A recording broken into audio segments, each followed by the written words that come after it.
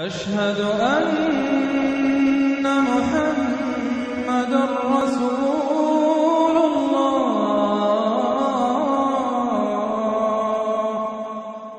رب اشرح لي صدري ويسر لي أمري واحلل عقدة من لساني يفقهوا قولي. اللهم ربنا ألهمنا رشدنا وأعذنا من شرور أنفسنا. اللهم أرنا الحق حقا وارزقنا اتباعه وأرنا الباطل باطلا وارزقنا اجتنابه. آمین یا رب العالمین۔ جب شاہ بانو کیس کا معاملہ یہاں چلا تھا اور میرے ساتھی جو لاہور سے بھی آئے ہوئے ہیں انہیں اور میرے لوگ جو میری تقریریں سنتے ہیں، میں نے بارہا کہا کہ میں مسلمانان بھارت کو سلام کرتا ہوں۔ انہوں نے اپنی آئلی قوانین میں آج تک کوئی دخل اندازی نہیں ہونے دی، جبکہ ہمارا حال یہ ہے کہ 1962 میں ایک ڈکٹیٹر، خود ساختہ فیلڈ مارشل، اس نے آئلی قوانین کا آرڈیننس نافذ کیا جس کو سب نے کہا، شیعہ، سنی، دیوبندی، بریلوی، اہل حدیث، جماعت اسلامی، سب نے کہا یہ غلط ہے اسلام کی روح سے، لیکن کوئی تحریک نہیں چلائی۔ جان تو کیا دینی تھی، کسی کے نکسیر تک نہیں پھوٹی۔ وہ آرڈیننس سے قانون بن گیا اور ضیاء الحق صاحب 11 سال تک اسلام اسلام اسلام اسلام پکارتے چلے گئے، اس آرڈیننس کو ہاتھ نہیں لگایا، قوانین جو کے تو رہے، یہاں تک کہ انہوں نے فیڈرل شریعت کورٹ قائم کی اور کچھ حسن ظن میرے بارے میں ہو گیا تھا، مجھے اپنی شورا کا رکن بنایا۔ پہلے انہوں نے وزارت پیش کی تھی مرکزی، میں نے کہا نہیں جناب، میں ایک تو اس کا اہل نہیں ہوں، کبھی ان میدانوں میں گیا ہی نہیں، حکومت کے کوریڈورز میں میرا آنا جانا نہیں ہے، میں اس کا اہل نہیں ہوں۔ ثانیاً اصل حکومت فوج کی ہے، آپ نے ہمیں کرنے کچھ نہیں دینا اور الزام ہم پر آئے گا، یہ ناکام ہوگا، اس لیے کہ اس سے پہلے کی ایک منسٹری تھی جس میں جماعت اسلامی اور جمعیت علماء اسلام کے وزراء تھے اور ان دونوں کو داغدار کر کے اس نے نکال باہر کیا تھا، یہ کوئی کام نہیں کر سکے۔ بھائی کام تم کرنے دو تو کرے، تم تو کہتے ہو میری کانسٹیچوئنسی تو فوج ہے، یہ تو فوج کو راضی رکھنا ہے۔ بہرحال میں نے ان سے کہا تھا یہ ہے 2 جولائی سن 82 کی بات۔ میں نے کہا آپ اپنے ماتھے پر کلنک کا ٹیکا لیے پھر رہے ہیں، اور مجھے خیال بھی آیا کہ میں نے یہ کیا کیا، یہ تو میں نے تو محاورہ استعمال کیا تھا، ان کی پیشانی پر محراب تھا۔ میں نے سوچا یہ ناراض ہو نہیں ہوا، وہ اس معاملے میں بہت ٹھنڈے آدمی تھے، بہت متحمل مزاج۔ کہلے کیوں کہہ رہے ہیں آپ یہ؟ میں نے کہا دیکھیے آپ نے فیڈرل شریعت کورٹ بنائی، اس میں اپنے ہینڈ پکڈ علماء رکھے۔ تقی عثمانی کس کا چوائس ہے؟ آپ کا۔ پیر کرم شاہ کس کا چوائس ہے؟ آپ کا۔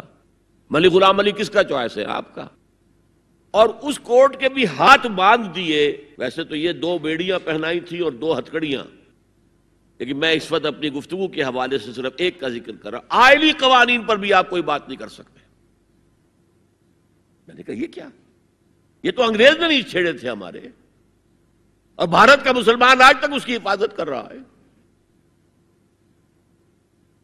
میں نے کہا دیکھیے یہ غلام احمد پرویز نے بنوائے تھے جو منکر حدیث تھا، اور اس کا اثر تھا چونکہ وہ گورنمنٹ آف پاکستان میں ڈپٹی سیکریٹری تھا کسی مرکزی محکمے میں، وہ اس کے زیر اثر جو ہے ایوب خان نے وہ قوانین بنائے۔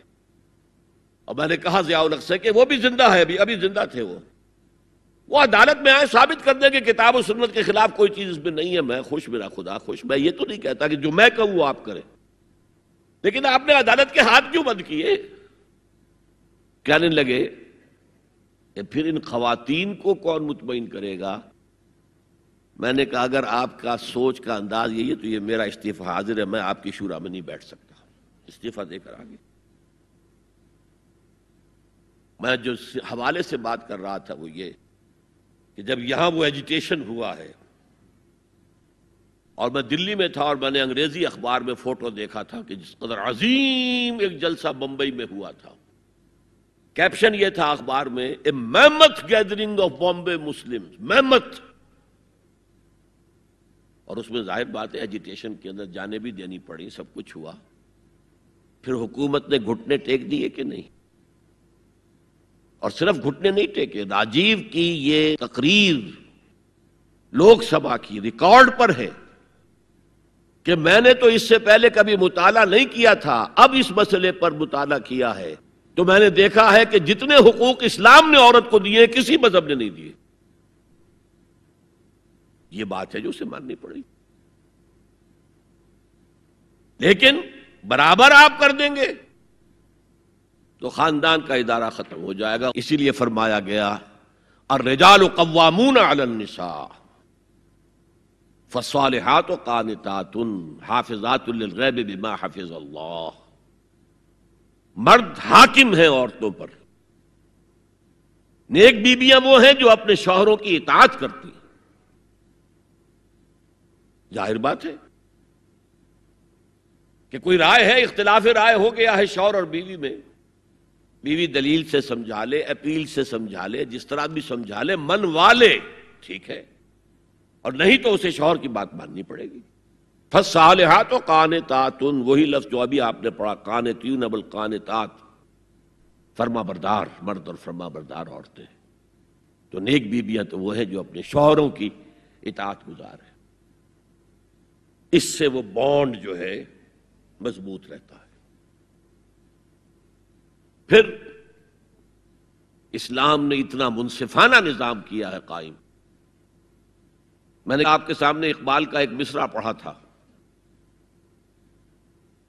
وہ جو ابلیس نے کہا کہ عصر حاضر کے تقاضاؤں سے ہے لیکن یہ خوف ہو نہ جائے آشکارا شر پیغمبر کہیں. زمانے کا تقاضا، یہ زمانہ ادھر جا رہا ہے، مجھے خطرہ ہے اسلام آئے گا جو آج بش کو خطرہ ہے. آئے گا چاہے اس سے پہلے لاکھوں مسلمان قتل ہو جائیں، چاہے اس سے پہلے کروڑوں مسلمان قتل ہو جائیں. تاتاریوں کے ہاتھوں بھی کروڑوں قتل ہوئے تھے، لیکن پھر تاتاریوں نے مسلمانوں کو فتح کیا تھا، اسلام نے تاتاریوں کو فتح کر لیا. ہے آیا فتنہ تاتار کے افسانے سے، پاسماں مل گئے کعبے کو صنم خانے سے. ہو سکتا ہے اب بھی ایسا ہو جائے، تو وہ ڈرتے ہیں کہ یہ نظام آئے گا، اس لیے اتنے خوف زدہ ہیں. جب اللہ نے مرد کو بنایا طاقتور زیادہ، اور عورت کا حسن یہ ہے کہ وہ نازک ہو. وہ کبھی کوئی حمیدہ پہلوان ہوتی تھی بھارت میں ایک، اس نے جو کہا تھا کہ میں اس سے شادی کروں گی جو مجھے پچھاڑ لے. میں کون پچھاڑے گا اس کو، خود ہی پچھاڑ جائیں گے وہ. تو عورت کا حسن تو نزاکت میں ہے، لہذا بھاری بوجھ اس پر نہیں ڈالے. ملک کا ڈیفنس مردوں کا ذمہ داری ہے، نان نفقے کی فراہمی مردوں کی ذمہ داری، عورت کی نہیں ہے. عورت کا کام ہے گھر میں رہے، شوہر کے لیے اچھا ماحول پیدا کرے. اب اگر دن بھر 8 گھنٹے عورت بھی کام کر کے آئی ہے، کسی باس نے بھی جھڑک دیا ہوگا، کچھ اور ہوگا، تھکی تھکائی اور طبیعت تقدر لے کر آئی ہے، مرد کا بھی یہی حشر ہے، گھر میں جائیں گے تو کیا ہوگا؟ لڑیں گے. لیکن گھر میں رہی ہو عورت. پھر بچے آ جاتے ہیں، 1 بجے آ گئے، ماں باپ دونوں آئیں گے شام کو 6 بجے 7 بجے 8 بجے. بڑے بڑے شہروں میں تو وہاں پر 2 گھنٹے تو لگتے ہیں گھر پہنچنے میں. یہ بچے کیا کریں گے؟ کس قسم کے تجربات کریں گے؟ کہ سارا بیڑا غرق ہو رہا ہے. عورت کے ذمہ نہیں ہے کام کرنا. کہتے ہیں مجبوری ہے. آپ اپنے سٹینڈرڈ آف لیونگ کو بڑھاتے جائیے بڑھاتے جائیے بڑھاتے جائیے، دونوں کی سر توڑ محنت کے باوجود آپ کا جو ہے تقاضا پورا نہیں ہوگا، اور اسی کو سکیڑ لیجئے. کمانا شوہر کا کام ہے، بیوی کا نہیں. اس کو اقبال نے کہا ہے کہ اسلام کا معاشرتی نظام 2 حصوں پر مشتمل ہے. حافظ ناموس زن، ایک تو عورت کی عصمت و عفت کی حفاظت، مرد آزما، مرد کے اوپر چیلنج ہے، بھاری بوجھ تمہیں اٹھانے ہیں، مرد آزما مرد آفرین، بھاری کام سارے مردوں کے لیے ہیں، عورت گھر میں رہے۔ اور آج بھی امریکہ میں جو سٹے ایٹ مومز کہلاتی ہیں، وہ مائیں جو گھروں میں رہتی ہیں، ان کا بہت بڑا ان کا مقام ہوتا ہے، ان کے بچوں کی تربیت جو ہو سکتی ہے۔ اور سب سے زیادہ مظلوم وہاں پر عورت ہے۔ مجھے بتایا جاتا ہے کہ جب سردی برف پڑ رہی ہوتی ہے تب بھی سب سے پہلے سڑکوں پر آپ کو عورتیں نظر آئے گی، مرد 1 گھنٹے بعد گھر سے نکلے گا، کیونکہ اس عورت نے کہیں اپنے بچے کو کسی بیبی سیٹر کے پاس، چلڈرن کیئر کے پاس بھیجے گی، پہنچائے گی، پھر اپنے آفس جائے گی، شام کو آفس سے نکلے گی، وہاں سے بچے کو لگی، پھر گھر آئے گی۔ مظلوم ترین عورت ہے وہاں پر، دونوں بوجھ ڈال دیے اس پر، حمل بھی وہ اٹھائے، ولادت کی سختی بھی سہے، اور معاش کا بوجھ بھی ڈالو اس پر۔ واقعہ یہ ہے کہ آج کی عورت انتہائی مظلوم عورت ہے۔ ایک تو اسے کھلونا بنا لیا ہے، عجیب حیرت ہوتی ہے مغربی تہذیب کو کیا ہوا ہے۔ عورت ننگی، مرد پورا لباس پہنے ہوئے ہے، پینٹ بھی ہے اور کوٹ بھی ہے، سوٹ پورا ہے اور ٹائی بھی ہے، اور عورت ننگی ہے، اور شدید ترین سردی کے اندر ٹانگیں ننگی ہیں اس کی۔ یہ اسلام کا معاشرتی نظام اس کو کسی صورت گوارا نہیں کرتا۔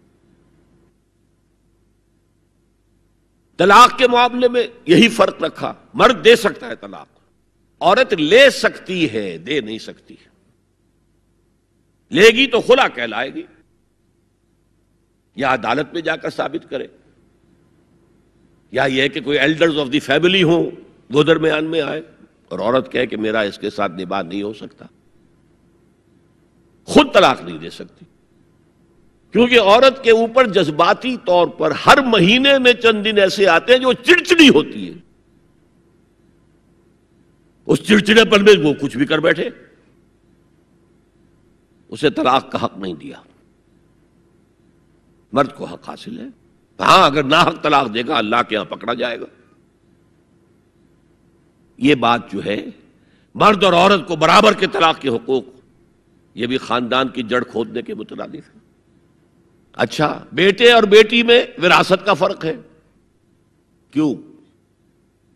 بیٹا شادی کرے گا تو مہر دے گا، لڑکی شادی کرے گی تو مہر لے گی، حالانکہ ضرورت لڑکی کو لڑکے کی ہے، لڑکے کو لڑکی کی ہے، دونوں کی ضرورت تو برابر ہے۔ لڑکا مہر دے اور لڑکی لے، کیوں؟ تاکہ یہ معلوم ہو کہ یہ سربراہ ہے، حافظ ناموس زن، مرد آزما، مرد کی ذمہ داری ہے۔ ہم نے اسی ضمن میں پاکستان میں ایک تحریک شروع کی، شادی بیاہ کے ضمن میں، یہ بھی ہمارا بڑا سوشل فنکشن ہے، بہت بڑا،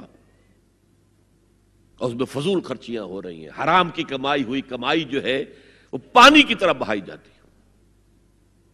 ابھی مجھے ایک صاحب نے بتایا کہ ممبئی میں 2 شادیاں ہوئی ہیں مسلمانوں میں، ایک میں 1.5 کروڑ روپیہ خرچ ہوا، ایک میں 80 لاکھ خرچ ہوا۔ ہم نے وہاں اصلاحی تحریک شروع کی، ضیاء الحق صاحب نے بھی کوشش کی تھی، آرڈیننس پاس کیا تھا، لیکن یہ چیزیں قانون سے نہیں۔ آپ کہیں کہ کسی دعوت میں 50 سے زیادہ مہمان نہیں آئیں گے، وہ 100 آ گئے تو زیادہ زیادہ یہ ہوگا پولیس والوں کو رشوت کا کھاتا کھل گیا، جو یہ پیسے لے جائیے صاحب۔ کبھی کبھی وہ پکی پکائی دیگیں لے جا کے اپنے تھانے میں بیٹھ کے کھاتے تھے، لیکن قانون سے نہیں بدلتا مزاج۔ ہم نے کیا طے کیا؟ دیکھو یہ ہے چٹان کی بنیاد، آپ کو بڑی اونچی بلڈنگ بنانی ہو تو دیکھنا پڑتا ہے چٹان نیچے بنیاد زمین کیسی ہے۔ تو بنیاد کیا ہے؟ آپ سادگی کرو، سادگی کرو، سادگی کرو، یہ واسطہ بے معنی ہے بالکل، اس لیے کہ غریب کی سادگی کچھ اور ہے، امیر کی سادگی کچھ اور ہے، سادگی کے ایک معنی تو نہیں ہے۔ لہذا کوئی جو ہے راک فاؤنڈیشن وہ تلاش کی جائے، وہ ہم نے کی تلاش۔ جو تقریب حضور سے صحابہ سے ثابت ہے ضرور کرو ضرور کرو ضرور کرو. عضو علیہا بالنواجذ، اپنے دانتوں سے پکڑ لو اس کو. اور جو تقریب ثابت نہیں حضور سے اور صحابہ سے، یقیناً یہ کہیں باہر سے آئی ہے. یا تو ہمارا خاندانی پس منظر جو ہے، اکثر تو ہندوؤں سے مسلمان ہوئے، وہ سادات ہوں، صدیقی ہوں، فاروقی ہوں، عثمانی ہوں، وہی ہیں نا جو باہر سے آئے تھے. باقی تو اکثریت یہیں سے، وہ اپنا ہندوانہ پس منظر لے کر آئے. تو جس کا ثبوت صحابہ کے دور میں نہیں، وہ یقیناً باہر سے آئی ہوئی چیز ہے. اس میں پھر سادگی نہیں، اس میں کمی نہیں، جڑ سے کاٹو اس کو. اس بنیاد پر ہم نے 5 فیصلے کیے، ذرا سن لیجئے آپ بھی، اگر آپ کوئی سوشل ورک کرنا چاہیں اس کو عام کریں. نمبر 1، نکاح مسجد میں. حدیث موجود ہے، ترمذی شریف کی روایت، اعلنوا ھذا النکاح واجعلوہ فی المساجد. نکاح کا اعلان عام کیا کرو، مسجدوں میں منعقد کیا کرو. میں حیران ہوتا ہوں کیوں نہیں علماء کرام نے اس کی طرف توجہ دلائی. حدیث ہے. ہاں میں مانتا ہوں ان کا کہنا یہ ہے کہ یہ یہاں جو امر ہے کہ مسجد میں منعقد کرو، یہ امر وجوب کے لیے نہیں ہے، استحباب کے لیے. مستحب ہے یہ کہ مسجد میں. تو بھائی مستحب کیوں چھوڑ رہے ہو تم؟ وہ اس لیے چھوڑنا پڑتا ہے، مولوی بیچارے کی حیثیت ہے ہی نہیں معاشرے میں کہ وہ کہے جناب یہاں آئیے میرے پاس، میں نہیں آؤں گا آپ کے گھر نکاح پڑھانے کے لیے. وہ اپنا رجسٹر بغل میں دبائے بیٹھا سوکھتا رہتا ہے. وہ تو آنی تھی بارات عصر کے وقت، مغرب بھی جا رہی ہے، آئی ہی نہیں، وہ بیٹھا غریب. پہلے 20-30 روپے ملتے تھے، اب 200 300 400 ملتے ہیں. اور کیا ہے؟ میں نے انہیں یاد دلایا دیکھو شرم کرو. عیسائیوں نے آج تک اپنے چرچ کی اور اپنے پادری کی عزت یہ رکھی ہے کہ شہزادے اور شہزادی کی شادی ہوگی وہ بھی پادری چرچ میں آئیں گے. شہزادے کی شادی ہو رہی ہے تو جو ان کی پارلیمنٹ کے ساتھ ہے چرچ، وہاں شادی ہوگی. وہاں پردہ نہیں ہے، لڑکا لڑکی دونوں آمنے سامنے کھڑے ہو کر قول و قرار کریں گے. ہمارے ہاں پردہ ہے تو اس لیے لڑکی کے گھر بھی جائیں گے تو لڑکی تو محفل میں نہیں آئے گی. لڑکی کا ایک وکیل ہوگا، وہ وکیل اجازت لے کر آئے گا، 2 اس کے گواہ ہوں گے، اس کے سامنے اجازت لی گئی، پھر وہ نکاح خواہ کو اجازت دیں گے، وہ نکاح پڑھا دیں گے. پہلی بات یہ ہو گئی کہ نکاح مسجد میں. نمبر 2، نکاح کے موقع پر کوئی دعوت طعام نہیں، کوئی ثابت نہیں. دعوت طعام صرف ایک ہے، وہ ولیمہ ہے. اور اس قدر معقول بات ہے، سب باپ اپنے سینوں پر ہاتھ رکھ کر سوچیں اور میری بات سنیں. کیا بیٹی کو گھر سے رخصت کرنے کا وقت جو ہے وہ خوشی کا وقت ہوتا ہے؟ جب بیٹی گھر سے جا رہی ہو، کوئی جانور بھی آپ قربانی کے لیے، کوئی مینڈھا کو بکرا لے آئیں 8-10 دن پہلے اور بچے مانوس ہو جائیں تو وہ جب آپ ذبح کرتے ہیں تو پچھاڑے کھاتے ہیں کہ نہیں بچے؟ اور یہ لخت جگر ہے، نور چشم ہے، 18 20 22 برس گھر میں رہی ہے، وہ جا رہی ہے.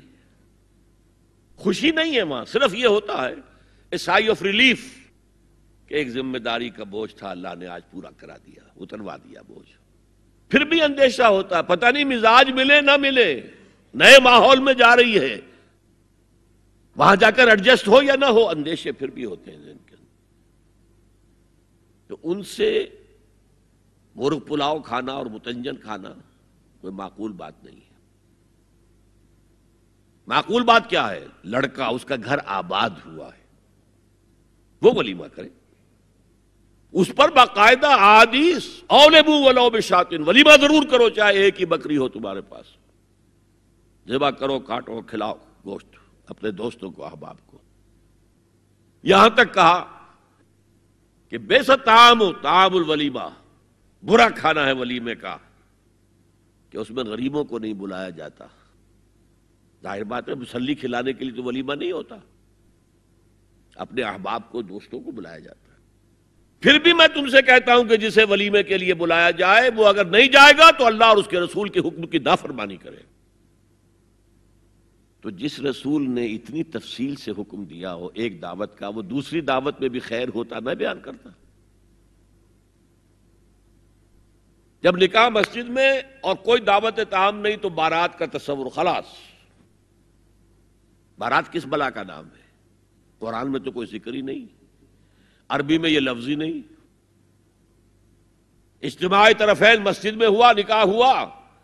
لڑکی کو، حضرت فاطمہ کو رضی اللہ تعالی عنہا، کچھ خواتین جا کر چھوڑ آئی تھی اس حجرے میں جو ایک انصاری صحابی نے حضرت علی کو دیا تھا. ان کا تو کوئی گھر بھی نہیں تھا.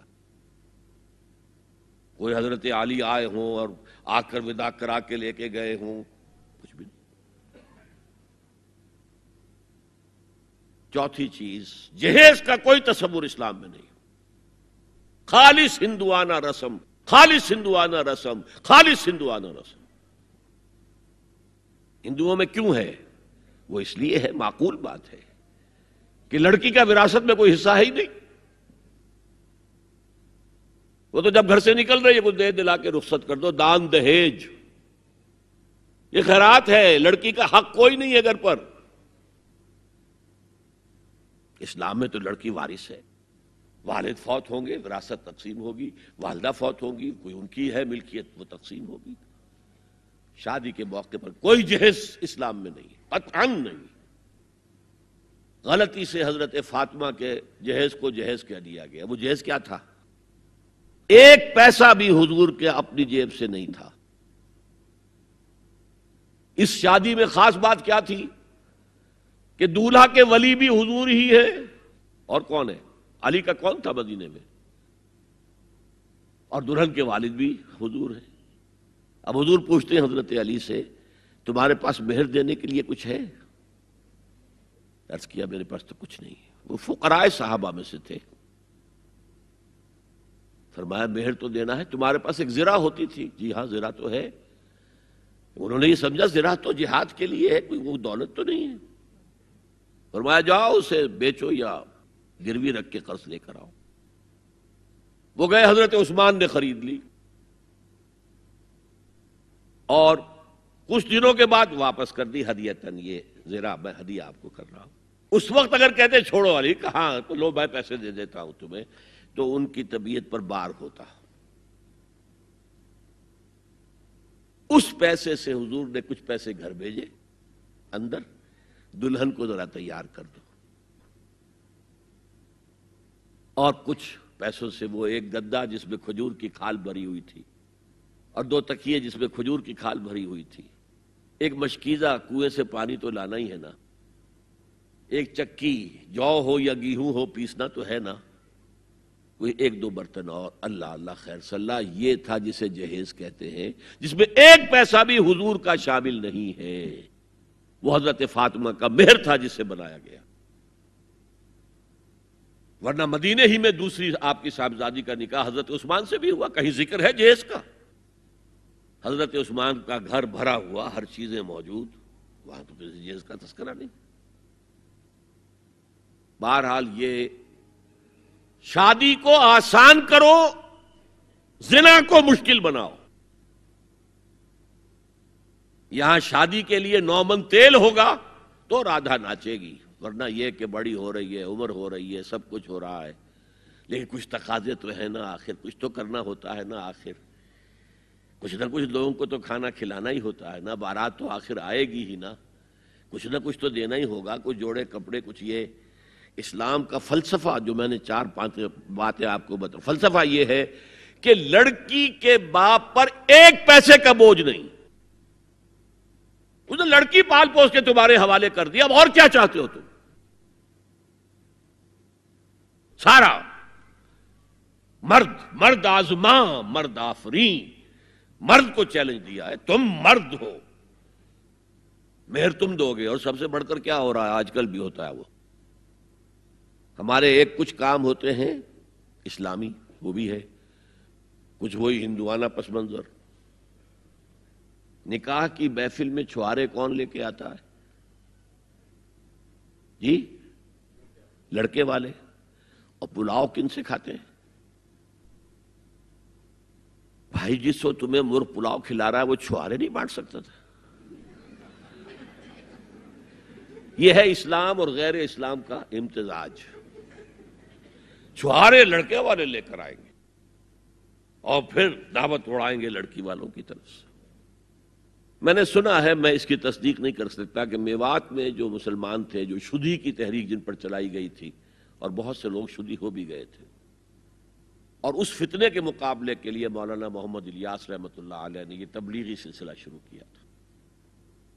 وہاں سنا ہے کہ یہ ہوتا تھا، ایک تو نام بھی آدھے ہندوانہ آدھے مسلمان، اب شادی کرنی ہے، اچھا مولوی جی کو بلا لو، بول پڑھا دیں۔ لیکن وہ کہتے یہ بول پڑھانے سے یہ ہو گیا شادی؟ یہ تو سمجھ میں نہیں آئی۔ پھر وہ کہتے تھے پھیرے بھی ڈلوا لو۔ اب لڑکی کی چادر اور لڑکے کی چادر میں گرہ لگے اور پھر وہ سب کے سامنے 7 چکر لگائیں، تب تو پتا چلا کہ بات پکی ہو گئی، ورنہ یہ کہ قبول کر لیا بس۔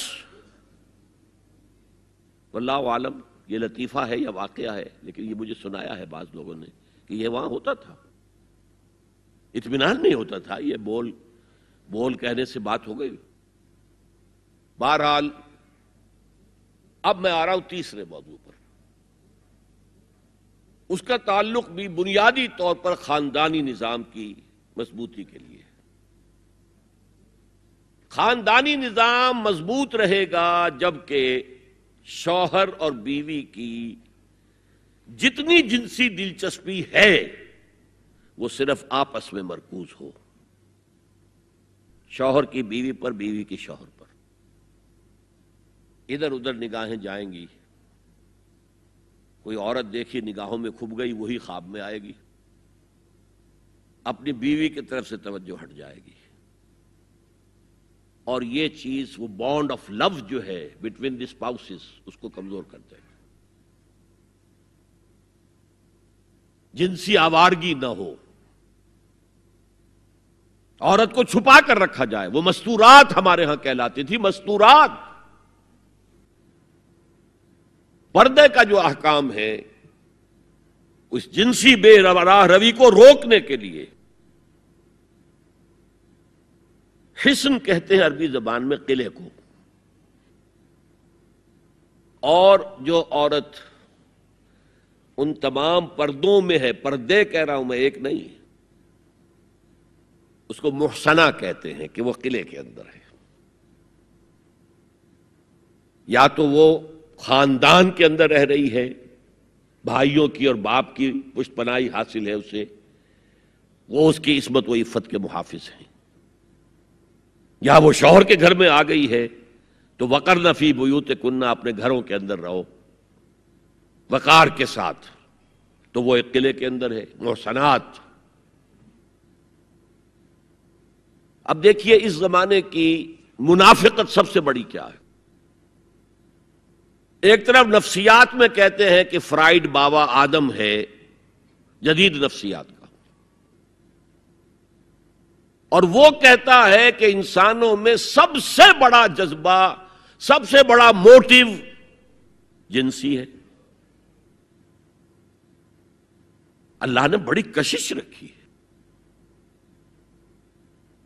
مرد میں عورت کے لیے، عورت میں مرد کے لیے، لیکن عورت پیسیو ہے مزاجن، وہ اقدام نہیں کرتی، آگے نہیں بڑھتی، مرد اقدام کرتا ہے، آگے بڑھتا ہے۔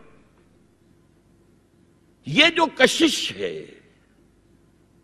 اس کے نتیجے میں مرد اور عورت کے درمیان بے حجابی گویا کہ آگ پر تیل ڈالنا ہے، آگ بھڑکے گی۔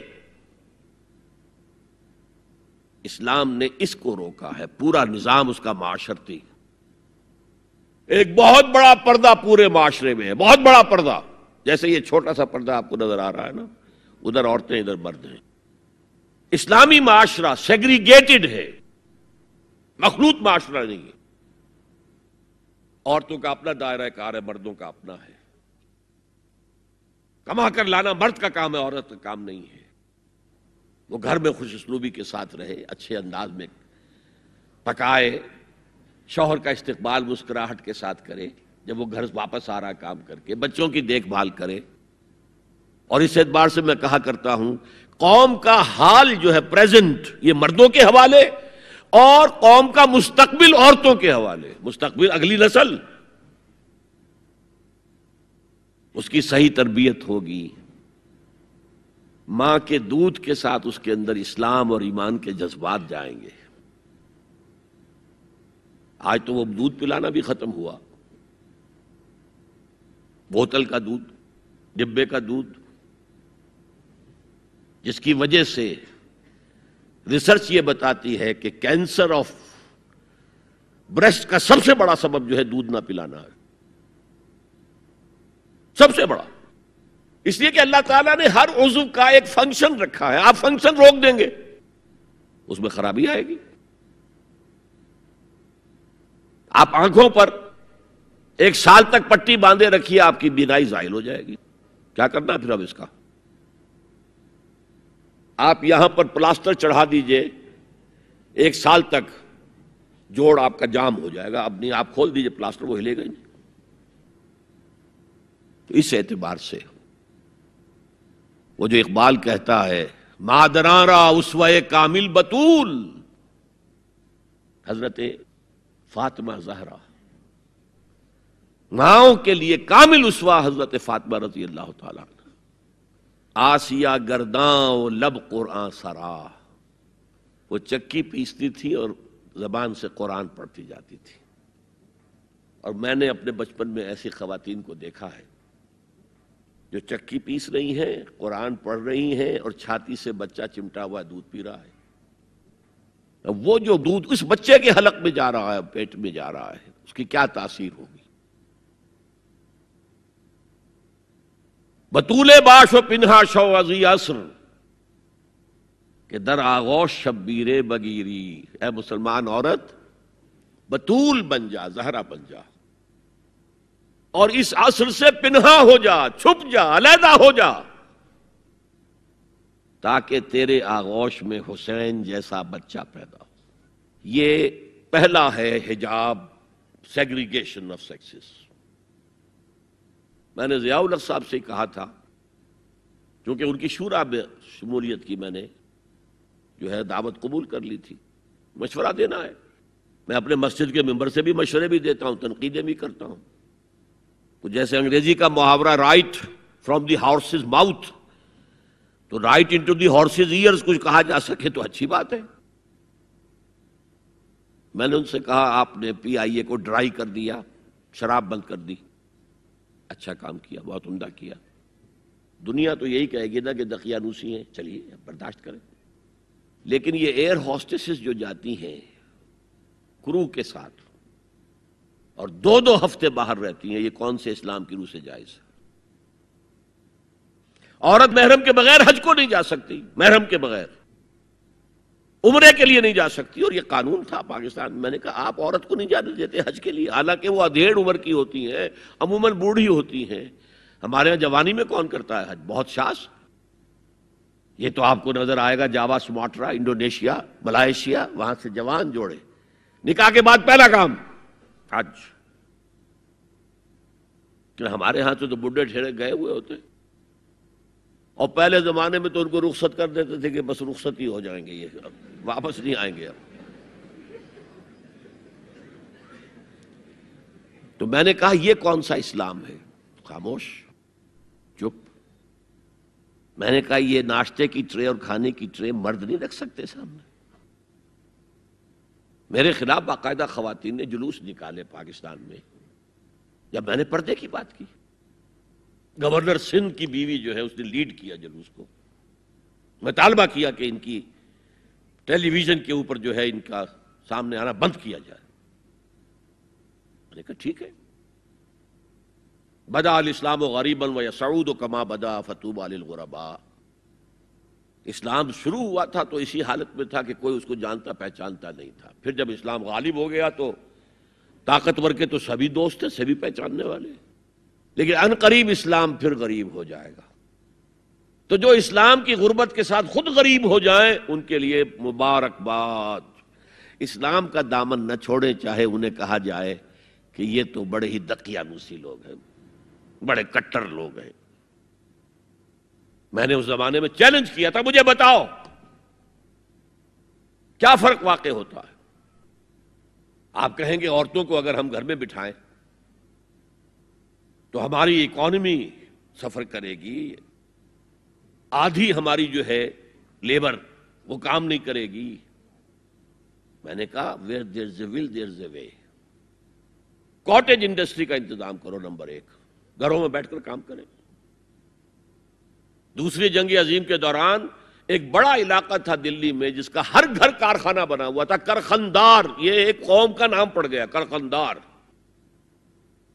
چھوٹی چھوٹی مشینیں لگی، کہیں بٹن بن رہے ہیں، کہیں بکسوئے بن رہے ہیں، کہیں نکریں سل رہی ہیں، کہیں پینٹیں سل رہی ہیں، کہیں جو ہے کرتے سل رہے ہیں، قمیضیں. صبح کے وقت ٹرک آیا، خام مال دے گیا، شام کو آیا، تیار مال لے گیا. عورت نہ گھر سے نکلی نہ باہر گئی، کچھ نہیں، اور کام کیا، کما لیا. کاٹیج انڈسٹری کا انتظام کرو. اسی طریقے سے ایسے یونٹ بناؤ انڈسٹریل جس میں عورتیں کام کریں، عورتیں سپروائز کریں. ورکنگ آورز کم رکھو تاکہ وہ اپنے گھر کا کام بھی کر سکے. کرو. عورتوں کے ہسپتال میں عورتیں مرد، عورتیں مریض، عورتیں ڈاکٹر، عورتیں مریض، عورتیں نرسز. مردوں کے ہسپتال میں فیمیل نرسز کا کیا کام ہے؟ کیا میل نرسز نہیں ہوتے؟ اور کیا آرمی کے اندر جو فارورڈ یونٹس ہوتے ہیں کہ جو جاتے ہیں محاذ کے اوپر، ان میں کوئی عورت نرس جاتی ہے؟ میل نرسز جاتے ہیں. حالانکہ سب سے زیادہ نرسنگ کی ضرورت وہاں ہوتی ہے. کسی کا بازو اڑ گیا ہے، کسی کی ٹانگ اڑ گئی ہے، کسی کے پیٹ میں آ کر کسی بم کا ٹکڑا جو ہے لگایا، تڑیاں باہر نکلی ہوئی ہیں، تو نرسنگ سب سے زیادہ وہاں ضروری ہے. وہاں تو فیمیل نرسز نہیں ہوتی، میل ہوتے. Segregation, segregation, segregation. یہ آگ اور پانی کا ملاپ درست نہیں ہے. تو بڑا، سب سے بڑا پردہ تو یہ ہے. دوسرا پردہ، دوسرا قلعہ، گھر کی 4 دیواری. وَقَرْنَ فِي بُيُوتِكُنَّ وَلَا تَبَرَّجْنَ تَبَرُّجَ الْجَاهِلِيَّةِ الْأُولَىٰ. قرار پکڑو اپنے گھروں میں، وقار کے ساتھ رہو، ٹھہری رہو اپنے گھروں میں، اور بند سمر کر باہر نہ نکلو جیسے کہ تم جاہلیت کے دور میں نکلتی تھی. اس کو ہمارے ماڈرن لوگ کہہ دیتے ہیں یہ تو صرف ازواج مطہرات کے لیے تھا. اس سے بڑی جہالت کوئی نہیں ہو سکتی. دیکھیے ایک نکتہ، یہ شاید پہلے کبھی آپ کے ذہن میں نہ آیا ہو. ازواج مطہرات سے خاص کیوں خطاب کیا گیا؟ اس کی وجہ ہے اسی سورہ احزاب میں جس میں یہ مضمون آیا ہے وَقَرْنَ فِي بُيُوتِكُنَّ وَلَا تَبَرَّجْنَ تَبَرُّجَ الْجَاهِلِيَّةِ الْأُولَىٰ. اسی میں آیت آئی ہے لَقَدْ كَانَ لَكُمْ فِي رَسُولِ اللَّهِ أُسْوَةٌ حَسَنَةٌ.